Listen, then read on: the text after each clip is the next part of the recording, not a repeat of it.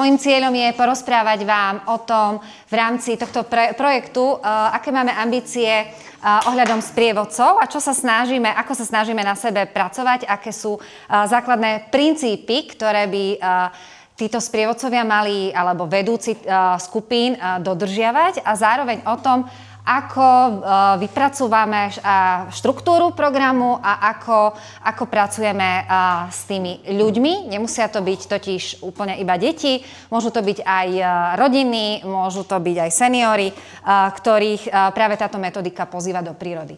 Máme tam znova dva citáty na úvod. Život je spôsob prechádzky lesom. Človek musí iba trocha dbať na cestu a môže si bez obáv užívať krásu. Budeme rozprávať práve o tom, že ako dbať na tú cestu, na to dávame teda dôraz, že ako to teda uchopiť. A druhý citát je, v lese sú veci, o ktorých keby človek premýšľal, mohol by dlhé roky ležať v machu, od Franza Kafku. A komu sa páči viac prvý? Postavte sa. Nikomu? Citát. OK, to je taká rozcvička, viete, aby ste sa hýbali. Dobre, a komu sa páči viac druhý? Ďakujem. Komu sa nepáči žiaden? Nepáči sa vám? Nie? Povedzte. Obidva sú dobré, hej? Už tá úvodná aktivita naznačila, že sme rovnaká krvná skupina, že máme radi tú prírodu a čas v nej. Takže aj vy, keď chcete byť sprievodcovia, tak my vám budeme rozprávať v intenciách, alebo ja, v intenciách tohto projektu, aké princípy by mal dodržiavať sprievodca alebo vedúci skupín. Môžeme ďalej. Základné princípy pre vedúcich skupín. Dala som tam 10 bodov, začnem od prvého. Rozhovor so skupinou vedte otvorene, účastníkov berte vážne. Čo sa tým myslí? Nie oni sú tam pre nás, ale my sme tam pre nich. Vážiť si každého jedného človeka, či má 6 alebo 60 rokov, či je v dobrej kondícii alebo v zlej kondícii, reagovať na ňo a venovať mu čas a pozornosť a tomu prispôsobovať aj ten program. My s niečím prichádzame do terénu, ale to, ako to nakoniec celé vyznie, tak vytvárajú aj tí účastníci. Takže nemalo by to byť iba o tom, že ideme im niečo odovzdávať, my ako sprievodcovia, ale chceme s nimi vytvárať nejakú interakciu a na základe toho, čo sa medzi nami deje, prispôsobujeme aj tie aktivity a to, čo robíme. To je prvý bod.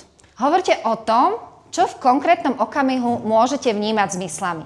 Ukazuje sa, že je to veľmi dôležité. Vy ste sa chytali teraz stromov, cítili ste vôňu, môžete hocičo z prírody, teda nie úplne hocičo, ale niektoré veci ochutnávať.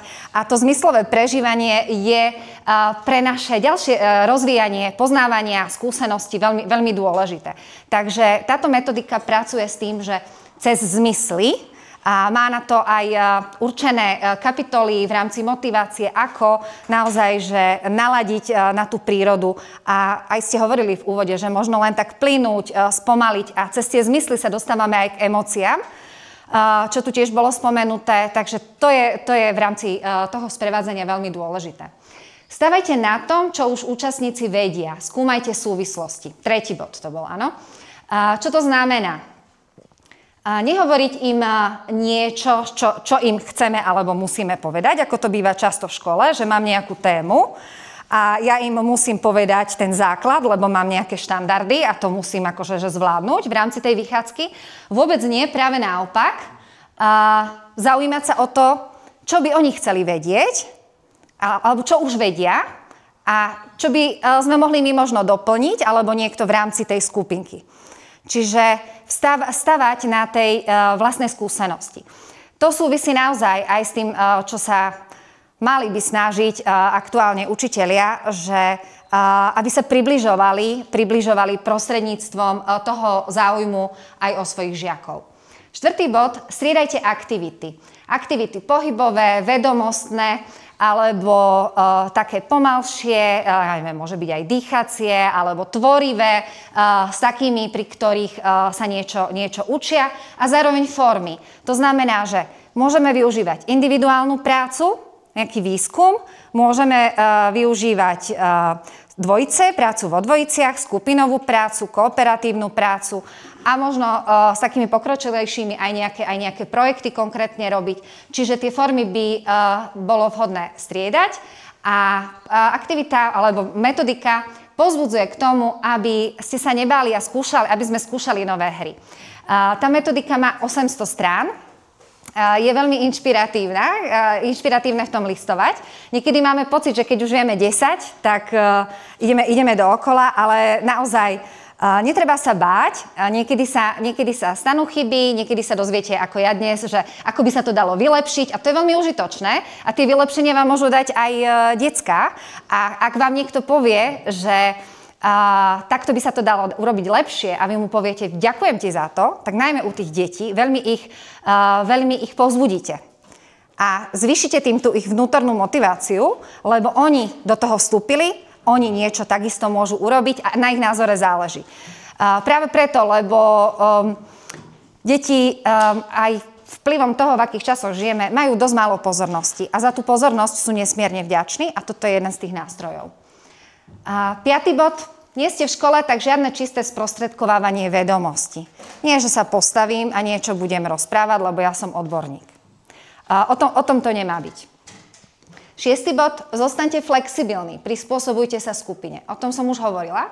Ak zistíte napríklad priebežne, že niekoho boli koleno a vy máte naplánovanú 6-kilometrovú trasu, musíte na to zareagovať, alebo niekoho začne bolieť brúško. V rámci tých skupín my chodíme dvaja sprievodcovia, ale situácia môže zmeniť počasie, naozaj v tom exteriéri, keď sa pohybujeme, tak dokážeme sa pripraviť, ale tá situácia sa veľmi rýchlo dokáže aj zmeniť. Hej? Čiže treba sa tomu prispôsobovať. 7. bod. Vyvarujte sa čisto odborných a špecifických výrazov. Neprospieva to tej neformálnej forme vzdelávania. Hej? Lebo túto nejde naozaj o nejaké plnenie štandardov, ale ide aj o tú komunitu, ktorá je v rámci toho dôležitá, aby to bol zážitok a aby sa všetci cítili dobre. 8. bod. Pripusťte si vlastné medzery vo vedomostiach. Kto toto dokáže, tak dokáže si získať druhých ľudí, že povie, že všetko neviem, toto som nevedel, doučím sa, alebo si dá si poradiť, alebo prizná, že si potrebuje vyhľadať. Netreba sa toho báť, priznať si to a treba to povedať, aj keď malým deťom. 9. bod. Neponáhľajte sa a pracujte s tichom. Viaceré aktivity sú nastavené tak, aby sa nerozprávalo.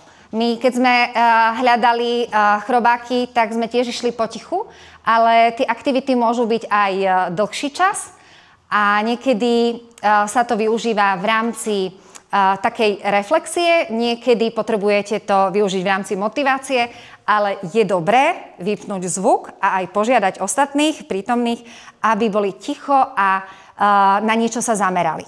Napríklad. Hej, tých metód je veľa. A taktiež je dôležité, že aby sme nemali pred sebou svoju trasu, ale aby sme prihliadali na to, aké sú možnosti a chuť prítomných.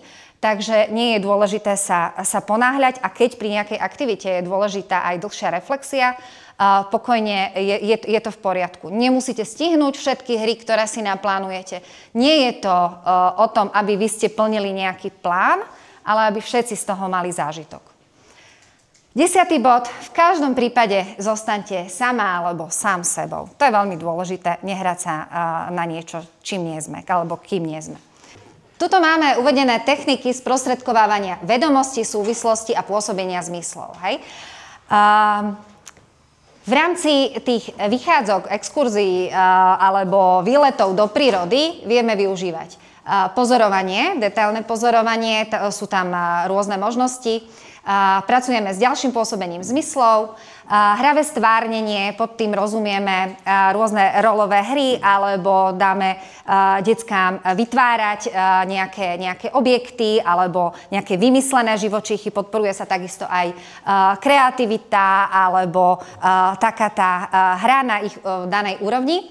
Spracovanie dojmov, to je veľmi dôležité, aby nebola iba aktivita a tým sa to končí, ale aj reflexia. Čo za tým bolo? Prečo sme to robili? Ako ste sa pri tom cítili? Na čo myslíte, že sme sa pri tom zamerali? Hej? Takisto na dávanie tej spätnej väzby alebo na tú reflexiu je tam viacero návrhov. Citlivá práca s hlasom. Nekričím? Kedy mi hovoria, že hovorím veľmi nahlas. Aj prostredníctvom nášho hlasu dokážeme navodiť napätie, citlivosť a možno si to niekedy neuvedomujeme, ale v rámci tých techník práce s ľuďmi je to veľmi dôležité uvedomiť si to. Brigáda v prírode znamená, že hociakú aktivitu, či už pracovnú alebo športovú, robiť vonku v prírode má zmysel realizovať a je to jedna z techník, ako tí deti alebo tých ľudí pritiahnuť do prírody. A vtedy sa všetko mení. Už po nejakom čase všetko sa mení. Keď ste v tej prírode, úplne ten človek začína fungovať inak. Môžeme ďalej? Ako môžeme skupinu motivovať? To je veľmi dôležitá fáza. My sme si skúšali tú motiváciu cez stromy. Vždy treba nechať účastníkov, ak sa nechcú prípadne do aktivity zapojiť, aby v tom boli slobodní. My sme tu mali pána, ktorý vravel, toto môj syn bude robiť, ale potom, keď ste si to vyskúšali, tak už ste boli takí, že možno to s ním aj vyskúšate, hej? Je to tak, že bolo by dôležité, aby zostávali účastníci v slobode, ale zároveň, aby sa nebáli skúšať nové veci. Hej, nebáli. A práve táto motivácia sa realizuje zapojením účastníkov počas celej vychádzky. Ja som už takéto vychádzky s deťmi mala a oni naozaj bažia po pozornosti a po hrách. Nie je pre nich až také dôležité kráčať, ale v podstate na každom rohu alebo každú chvíľu by chceli niečo robiť, niečo zažiť. A možno cez to, že zapálime tam ten oheň, hej, tú iskru, že oni budú chcieť byť v prírode, tak potom budú kráčať aj stále viac a viac. Hej, lebo budú chcieť vedieť stále viac a viac. Môže to byť taká úvodná fáza, že naozaj prejdete len veľmi málo, alebo budete len v jednom lese na jednej lúke, lebo si to budú tí účastníci vyžadovať. Ale keď ich to bude robiť šťastnými, môžeme dúfať, že potom pôjdeme aj ďalej a že aj to teritorium rozšírime a aj tie ďalšie možnosti. Čiže tak citlivo na to reagovať a brať to ako proces, ale je dôležité, aby sa mohli realizovať, aby sa dostali k slovu, aby mohli niečo robiť a nie len niekde šľapať. Hej. Naozaj sa to tak ukazuje, že veľmi si to vážia, chcú a aj 5 hodín im bolo málo však. Vlastnou motiváciou vedúceho. To je veľmi veľká výzva byť pozitívnym vzorom pre druhých. Hej. Vy ste práve títo ľudia, ktorí takto pôsobia, že oslovujú všetky generácie, aby sa hýbali v prírode. Je to veľmi vzácne a potrebujeme mať istú dávku aj pokory, aj odvahy, aby sme túto prácu mohli robiť. Súhlasíte? Čo ešte potrebujete? Vedomosti, trpezlivosti. Hej, že je to veľmi náročná práca a preto je dôležité aj hľadať tie inšpirácie a navzájom sa sieťovať, poznať a podporovať, pretože tých pracovníkov v prírode s ľuďmi podľa mňa bude veľmi potrebné, aby pribúdalo, lebo nám sa to potom odráža na zlej psychike aj zdravotných problémoch, že ten kontakt s prírodou strácame. Ďalší spôsob, ako motivovať skupinu, je zachytiť a zvládnuť dynamiku skupiny. A tuto máte ešte inú výzvu, že sa vám prihlásia z rodín a môžu byť z odlišných škôl, z odlišných miest a oni sa tam stretnú a chcú s vami stráviť deň. Hej? Čiže ešte my sa nerozprávame iba teraz o školách, ale o úplne aj cudzích deťoch a dokonca aj iných národností. Slováci a Ukrajinci, ktorí sa stretnú a môj syn, ja mám 13-ročného syna, keď odchádzal z takej prvej vychádzky, ktorú sme mali v Poprade na Kvetnici, mami, oni sú úžasní, oni sú super, oni sú presne ako ja. Konečne, lebo tí spolužiaci len pozerajú stále do mobilu a to sú presne také decká ako ja. Hej? Presne také decká, že oni si nájdú, že nie sú osamelí v tom, keď aj ich spolužiaci sa napríklad správajú inak, majú tendenciu byť na tých mobiloch a podobne, že môžu sa zosieťovať a tým sa posilňujú tie deti. Majú komunitu a to je veľmi vzácne a na tom chceme stavať. Venovaním pozornosti vzťahom. To je 4. bod na motiváciu. Čo to znamená? Je taký trojuholník, že vedúci alebo ten sprievodca, príroda a účastníci. Ten trojuholník musí na všetky strany byť prepojený. Musí mať vzťah k prírode ten vedúci, sprievodca, musí ho mať k tým účastníkom a aj povzbudzovať, aby teda účastníci mali vzťah k tej prírode. Hej? Čiže toto veľmi je takým základom a silne to pôsobí na tú motiváciu. Ideme ďalej. Ako naplánovať dobrú vychádzku? Pozerám 13, môžem ešte 5 minút? 10 môžem, alebo mám skončiť? Dobre, je to len taká kostra, ale pod pomocou týchto bodov, ktoré som si tam zaznačila, vám poviem, ako asi prebieha to plánovanie. Tie ciele v rámci metodiky Poďme na to od lesa alebo tých zelených pokladov Karpát sú najmä naučiť žasnúť nad tou krásou prírody, nielen poskytnúť nejakú vychádzku, ale ísť cez tie úrovne ďalej až po to, že pracovať na zmene postoja k prírode. Hej. Viete, že máme také 3 úrovne vedomosti, zručnosti a postoje. Niečo im povieme, oni sa niečo môžu naučiť, niečo si odnesú. Získajú nejakú zručnosť, ale na čom je najťažšie pracovať, tak to sú postoje. A keď má človek, je jedno v akom veku, ten postoj, že záleží mu na prírode, na životnom prostredí, na tom svete, v ktorom je, tak to tomu svetu a tej spoločnosti mimoriadne môže pomôcť. Súhlasíte? Hej. Čiže tie ciele si nastavujeme aj širšie, aj užšie, ale veľmi dôležité je, aby všetky aktivity, ktoré realizujeme, vedeli sme, že prečo ich realizujeme, čo tým chceme ukázať, alebo k čomu smerujeme. Výber témy. Samozrejme, každý sprievodca je iná osobnosť a má niečo iné za sebou. Inakosť nás môže obohacovať. Máme v tíme horských sprievodcov, vodákov, ja robím Nordic Walking, máme odborníkov, máme horolezcov, máme psychológov. Každý má nejakú silnú profesnú stránku, plus každý k niečomu inému inklinuje, k nejakému inému územiu alebo typu toho pohybu v prírode. Niekto ide na vodu, niekto ide do hôr, ďalší len taká vychádzka, iný chce porozprávať o tom, že čo tam všetko sa dá vidieť. Hej? Postupne my si navzájom pomáhame, ale pomáha to aj rozširovať tú ponuku tých programov. Je to veľmi obohacujúce, keď môžeme poskytnúť širokú paletu tých programov. Takže výber témy súvisí s tým, aká je človek osobnosť a k čomu teda ho to láka v tom teréne.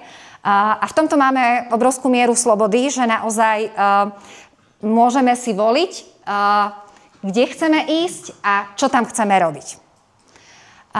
Cesta. Veľmi dôležité je naplánovať si to správne, čiže keď vychádzam z toho, čomu sa ja rada venujem, alebo ktoré teritorium poznám, vravela som, že ja napríklad Slovenský raj, Tatry, ale skôr nižšie horolezectvo ma nikdy nebralo. Hej, tak tie decká, ktoré chcú ísť na lezenie, pôjdu s kolegom a ja pôjdem s tými, ktorí chcú ísť po rovinke a zameriam sa na niečo iné. Je to úplne v poriadku a samozrejme uvažujem o tom, že aká bude tá moja cieľová skupina, ako si to nastavím. To si môžeme nastaviť aj samostatne. ako hovorila Svetlana, že priorizujeme teraz vekovú kategóriu 10 až 16 rokov.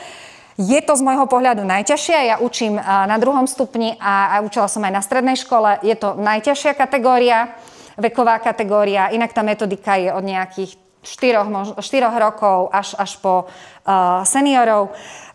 Je to obrovská výzva, ale vnímame to tak, že môže to byť zmysluplné, že je to zmysluplné, aby sme to cielili práve na tú skupinu tínedžerov.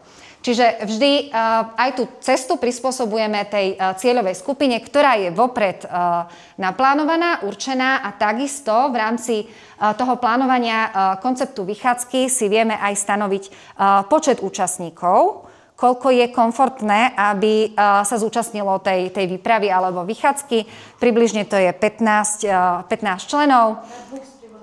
Na dvoch sprievodcov, áno, aby tam bol aj ten osobný kontakt, aby sa budovala aj tá komunita. Nastavuje sa teda časový priebeh a vopred sa robí plán v rámci plánovania vychádzky. Každý sprievodca si stanoví od nejakej 4-hodinovej až po celodennú, alebo budeme potom robiť aj tábory, ale jednoducho podľa tých možností si nastaví časový interval, nastaví si miesto, cieľovú skupinu a tomu potom prispôsobuje tie aktivity.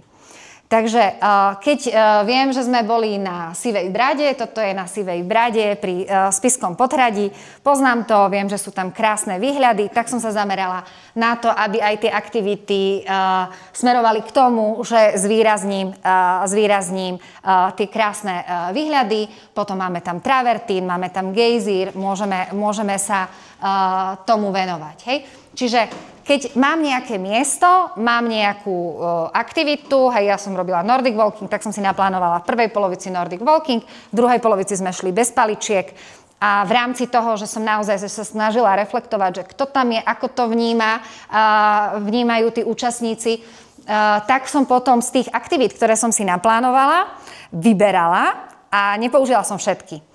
Nepoužila som všetkých, je odporúčané pre nás, že mať nejakých 6 až 8 aktivít. Kráčali sme 5 hodín a decká chceli ísť ešte ďalej. Určite, že som ich mala pripravených viac. Vplýva na to počasie, vplýva na to nálada, aj tá rýchlosť tempa. Takže vždy je dobré mať možno 2-krát toľko, ako použijete, ale o to je to potom lepšie, keď ste pripravení a na to existuje aj dokumentácia. Je to jeden taký papier, ktorý vám to takto veľmi štrukturovane pomôže si naplánovať. No a potom podľa toho viete takisto ukončiť tú aktivitu cez vyhodnotenie, kde sa dáva tá spätná väzba. Keď napríklad dnes ste mi dali návrhy, ako zlepšiť tú hru s cukríkmi, veľmi som za to vďačná a viem si to dať v rámci toho vyhodnotenia a viem sa z toho poučiť a keď už to pôjdem robiť s deckami, tak budem prihliadať na vaše nápady a usmernenia. Hej? Čiže je to teraz v takej fáze procesu, že niečo skúšame, overujeme, máme pred sebou leto a niekedy na jeseň už by sme chceli posunúť aj také tie naše úspešnejšie veci ďalej a možno do škôl, pretože naozaj aj v tých školách a medzi učiteľmi potrebujeme, aby si uvedomili, že je nevyhnutné zvýšiť tú vnútornú motiváciu, vytiahnuť deti von, aby sa viac hýbali a aby viac boli zapojení do toho procesu učenia sa. Lebo toto sme veľmi zanedbali. My si ideme svoje a deti veľmi často sú úplne vypnuté v škole. Najmä tuto v tomto regióne je to ťažšie. Ešte máme niečo? Tak, dobre. A tu je teda ešte raz tá metodika, odborníci zo Slovenska, zo Šumavy a odvážlivci, ktorí sme do toho išli. A išli sme do toho aj preto, čo sa týka napríklad mňa, že vidím obrovský potenciál v tom, že je nevyhnutné, aby sme s ľuďmi pracovali vonku, lebo tí ľudia sa vonku menia. Ja robím 10. rok inštruktorku Slovenskej asociácii Nordic Walking, chodím so všetkými vekovými kategóriami. Je to obrovská zmena, keď ľudia vyjdú von. Budujú sa vzťahy, komunita, a je to pre ich celkové zdravie veľmi dobré. A vidíme aj, čo sa deje v školách, ako som hovorila, mám aj 13-ročného syna. A záleží mi na tom, aby sa cítil v pohode a aby mal aj takú sieť kontaktov a vedel, že je normálne o niečo sa zaujímať, niečo robiť, chodiť vonku a že je to často zabitý čas pri tých hrách. A keď sa budú tie decká alebo tí ľudia posilňovať navzájom, tak ako vy ste dali príležitosť nám, aby sme sa stretli a aby sme vám niečo o tom povedali, tak ja verím tomu, že to môže postupne meniť tú spoločnosť. A cez to, že budeme vychovávať v podstate nejakých mladých lídrov, ktorí budú mať vzťah k tomu prostrediu, v ktorom žijú, tak postupne hádam v takom dlhšom časovom horizonte sa nám to začne aj meniť k lepšiemu. Ďakujem vám veľmi pekne za vašu pozornosť. V tejto metodike sú delené tak, že je samostatná časť vstupy, závery. To je ešte jedna veľmi dôležitá vec, že naozaj na záver tá reflexia a tá spätná väzba je pre nás vždy neoceniteľným pokladom, ktorú získavame. Motivácie a potom sú také samostatné témy ako pôda, voda, strom, ekosystém, les, ohrozený les a potom ročné obdobia a podobne. Takže podľa toho, čo si vyberieš ty, tak si naplánuješ, ktoré hry by si chcel použiť. Máš nejaký plán, vždy je lepšie dať si viac ako menej. My to máme zatiaľ aj v PDF verzii, prekladáme, ale keď pracujem s tou PDF verziou, dokážem si pomôcť aj vyhľadávaním cez kľúčové slovo CTRL-F a zadám si lano napríklad. Aké aktivity sú naviazané na lano? A to mi v tom dokumente vie vyhľadať a už len veľmi rýchlo potom pozriem, že aká veková kategória, či sú to tie moje podmienky, či mi to aj osobnostne sedí, či si to viem predstaviť, že by som to robila a podľa toho si vyberiem tých 8 hier a naplánujem si to a dúfam, že to vyjde. A berieme to tak, že je to proces. Čiže keď pôjdem do toho lesa, mám tam zakomponovať aj pôdu, aj... Je na tebe, že ako si to postavíš. Môžete, nech sa páči. Tak ja som reagoval. Áno. Najprv začnem niečím, čo je príklad, to už je vlastne preklad slovenský, kde je to označenie ekosystém les, čiže je tam kapitola ekosystém les. 16. hra volá sa, že ukrývanie, varovanie, oklamanie. A máte najprv vždy takýto rýchly excerpt, čiže napríklad tam vidíte, že tú hru, ktorú sme hrali, je už odporúčaná od 5 rokov, možno hrať menšie deti. Potom máte tam asi trvanie, že relatívne rýchla hra 5 minút, čiže toto sú všetko tie pomocky, ktoré... No a teraz je otázka, že či je to v kontexte toho, čo chceme ako keby v ten deň ukázať, či sa to hodí, lebo dá sa povedať, že...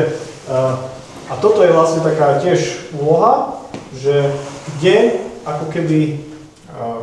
ktorý priestor, alebo čo si ako keby vybrať a na to sa zase ako keby... Fokusovať. Tie hry sú ako keby zdrojom, ale nie sú o tom, že toto musíme ako striktne ísť. Čiže keď si povieme, že máme nejaký priestor, ktorý chceme ukázať, lebo tu je aj to, že chceme ich dostať do nejakého priestoru tých Karpát, tých zlaté poklady, napríklad sme hovorili o Luka, o Pralese a tak ďalej, tak je otázka, že aké hry napasujeme ako keby v tom našom prostredí, lebo, a toto je len pomôcka, že keď sa mi to hodí, napríklad my sme dneska vybrali špeciálne, sme rozmýšľali, že tiež mali sme takýto veľký výber a teraz čo s týmito dospelákmi, ktorí v istom zmysle chceme im, aby relatívne v krátkosti, lebo čas je obmedzený, ako vás rýchlo do toho dostali, aby ste hneď navnímali, že asi o čom to je. A to sme vybrali tie hry. A tu prvá hlavne bola aj o tom, že má fakciu motivácie, dôvery, plus netradične proste, lebo človek to ako keby bežne nerobí. Čiže to je jedna. A druhá bola zase taká, akože, ako to zatraktívniť, že je tam aj nejaké cukríky a tak ďalej. Plus napríklad v tejto hre je veľmi dôležité, že vy si musíte pripraviť. Čiže nedá sa ísť napríklad na túru a mať cukríkovú hru, lebo vy nemáte čas vybehnúť napríklad na zbojničku a si to tam pripraviť. Čiže toto je vlastne ako keby tá práca k tomu, že najprv vlastne ten človek musí byť, ako keby sa pripraviť a si to celé premyslieť, taký scenár, ale s tým, že na konci on by mal vedieť, že je aj nejaký ako keby záver, ktorý on chce dosiahnuť. To je tie cieľe. Čiže ak ja chcem, aby vnímali ten les, konkrétne to miesto, tak si poviem, čo vlastne tam chcem zdôrazniť. Napríklad my sme spolu boli v Slovenskom ráji na okraji a tam sme videli ten kontrast rokliny, lesy a otvorené prostredie a tak ďalej. Tak sa na to zameriame a vlastne tie hry do toho ako keby, aby si to uvedomali, akože, a napríklad aký rozdiel medzi tým lesom okolo Hornádu, ktorý je lužný, a to bolo aj farebne vidieť a tak ďalej. Čiže ako keby tomuto, to je jedna z možných ako spôsobov, že keď ja vlastne ako chcem ich dostať do konkrétneho prostredia, lebo povedzme vás ako sprievodcov si ľudia vyberú aj preto, že očakávajú, že vy ako keby v tom prostredí ako keby oboznámite. A toto je ako jedna z možností, že jedna vec je, keď si tí dospelí chcú od vás, že chcú, aby ste im všetko porozprávali, tak budete rozprávať. A to je tiež pridaná hodnota. Napríklad mňa vždy na tom napadá príklad, ja som bol v Chakasi, to je v Rusku, na Sibíri. A tam bola taká vec, že na skalách sú, to sa volá naskalné rysunky, čiže petroglyfy, že proste tí ľudia ako historicky fungovali. Vy keď to uvidíte, je to ohromujúce, ale keď tam máte človeka, ktorý vám to začne viac menej dešifrovať a vytvárať vám vlastne ten kontext, asi čo sa tam dialo, tak zrazu tá krajina naberá nový kontext. Čiže to je štandardné sprevádzanie. A teraz je tu otázka, že ale máme aj deti, ktoré vlastne ako keby a priori aj nemajú chuť sa to dozvedieť. A toto je ten spôsob, že keď vy si to viete pripraviť aj z tej druhej strany, že vy ich do toho vtiahnete. A potom oni sa budú sami pýtať, to je čo? Prečo je to takéto a tam tá farba taká? A vtedy vlastne môžete už aj doplniť to tými vedomostiami a tak ďalej. A plus, musí byť to komfort toho sprievodcu a teda ten sprievodca to ťahá k tomu, kde mu je to bližšie. Čiže napríklad tá hra, ktorú sme si zobrali s tými cukrikmi, je špecifická napríklad o hmyze, a teda bavíme sa o živej prírode, plus tá hra by mohla ako keby nasledovať, že tie deti si sami začnú zbierať aj chrobáčiky a potom si ich môžeme napríklad určiť. Čiže sa pripraviť, že napríklad viem, že budem robiť a mať pripravené proste kľúče. A oni vlastne ich objavili a potom oni sú sami z toho nadšení, že zistili, čo to vlastne vidia. Lebo do normálnej okolnosti toto už ako keby sme stratili, že môžu si aj oni kúpiť v obchode a si to sami premyslieť. A vy ste tí, ktorí vlastne ako keby za nich to pripravíte a to je ten bonus. A veci sa nekladú, ale človek musí ako keby vedieť, že čo chce na tom konci ako keby s tými deťmi zažiť. Čiže keď napríklad ide, že pociťuje, že chce to ísť týmto smerom, tak ide do určovania. Keď má pocit, že chce, aby zažili nejaký hmatom alebo niečo a proste povedzme klasicky, že sa vizujú, zažijú rôzne poľ. To človek si musí povedať, aby na konci ako keby ten priestor, v ktorom sú, vnímali v tej jeho plnej kráse a povedali, že sa im to veľmi páčilo a že vlastne tá príroda je niečo, kde by sa chceli vracať a že na mobil si nespomenuli a povedali, tatko, mamka, chceme ísť znova. A to sa docieli práve tým, že majú ten zážitok. A je aj nejaké hodnotenie tých hier? Lebo napríklad ja som to čítal aj tú hru, proste zaviazujúci oči a chodí po lese. A mne to prišlo aj blbosť, čo som to vyručoval, proste som zobral niečo iné. Nakoniec to bolo možno OK, ale že či je nejaké hodnotenie, že táto hra je fakt, že dobrá, má toto a to. Formulár bude na spätnú väzbu a tam majú že uviesť, čo sa im páčilo najviac, čo sa im nepáčilo. Takže naozaj musíme sa pýtať. Veľmi dobre je na konci si nájsť čas, nejakých 50 minút, keď je ten 4-hodinový výlet a naozaj zreflektovať s nimi. Taká tá posuvná palička môže byť a nech každý rozpráva ako do mikrofónu. Alebo sú rôzne iné aktivity, cez ktoré sa dá naozaj tá spätná väzba získať. A je dobré, keď spontánnu zachytíme, plus potom prostredníctvom formulára sa ich aj pýtať, čo konkrétne nás zaujíma a mapovať a vyhodnocovať. To je to veľmi užitočné, aby sme vedeli, že niektoré nefungujú napríklad a niektoré sú také, že topky. Hej? Takže my sme na začiatku, ale je dobre to podchytiť a venovať tomu pozornosť. Čiže cez formuláre. Hej. A to bude nejaké zdieľané, že si to môže niekto aj pozrieť nejakého iného?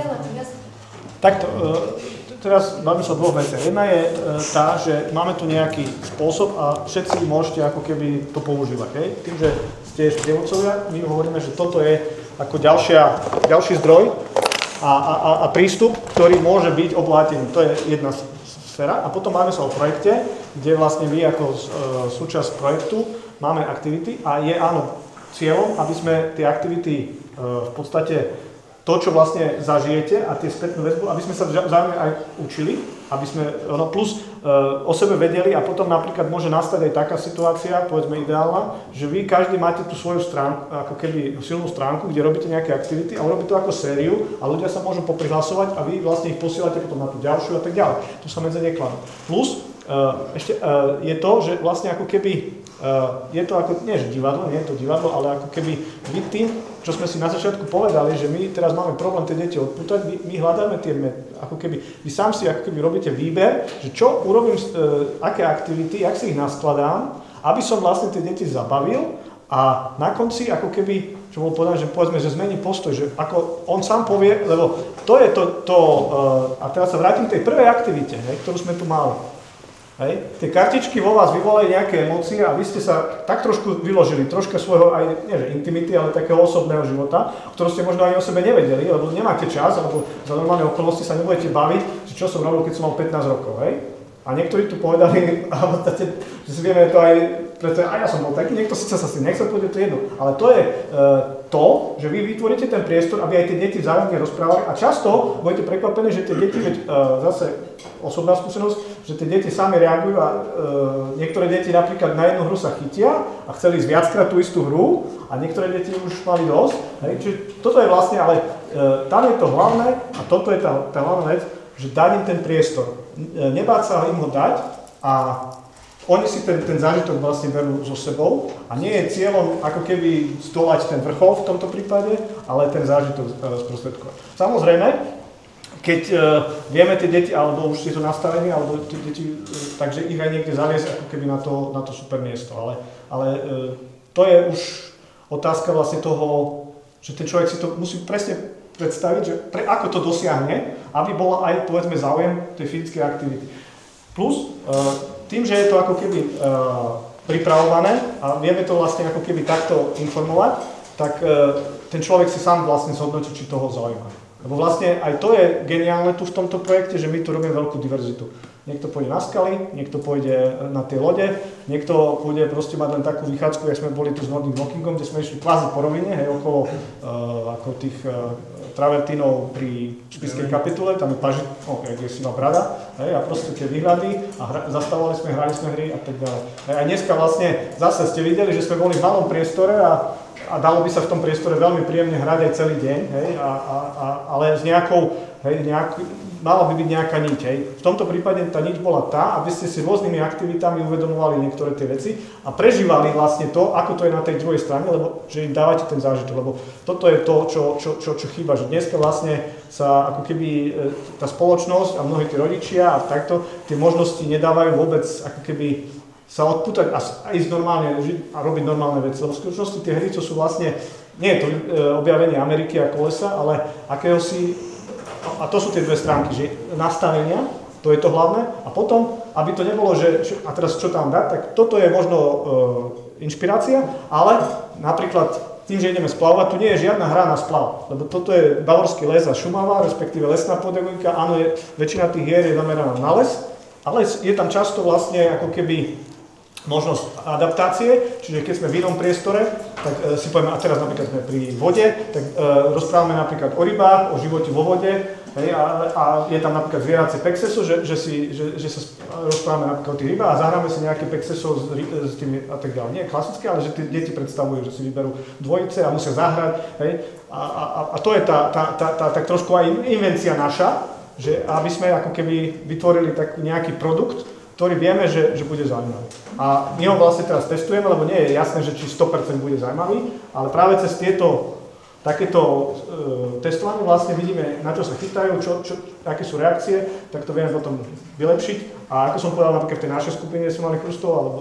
že vlastne toto môže byť aj vaša ako keby jedna časť, nie všetky, ale koho to zaujalo, ako keby nový produkt, hej, že si vlastne takéto túry, kde budú tie ekohry integrované.